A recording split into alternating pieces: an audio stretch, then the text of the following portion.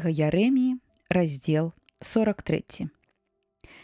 І сталася, калі Ярэмія скончыў абвяшчаць народу ўсе словы Господа Бога іх, дзеля якіх пасылаў яго Господ Бог іх.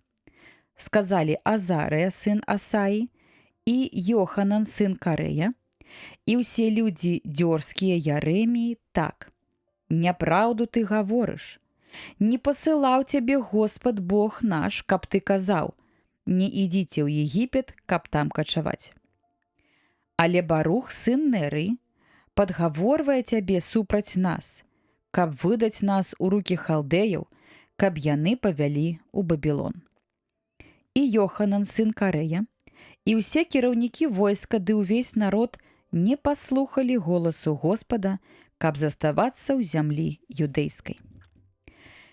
І Йоханан, сын Карэя, і ўсе кіраўнікі войска сабралі ўсе рэшткі Юды, якія вярнуліся з усіх народаў, ды якіх раней былі выгнаныя, каб жыць у зямлі юдэйскай.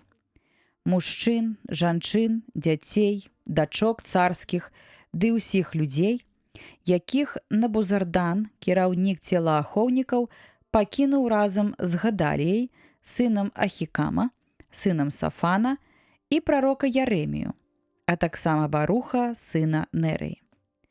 І пайшлі яны ў зямлю егіпецкую, бо не паслухаліся голасу Господа, і дайшлі аж да Тапнеса.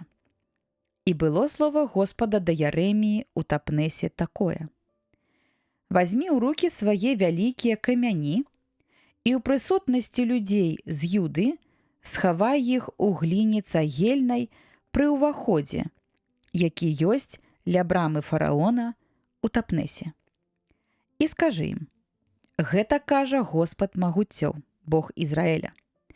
Вось, я пашлю і вазьму Набукаданосара, цара Бабілона, слугу майго, і пастаўлю я яго пасад на гэтых камянях, якія я схаваў, і паставіць ён свой пасад над імі.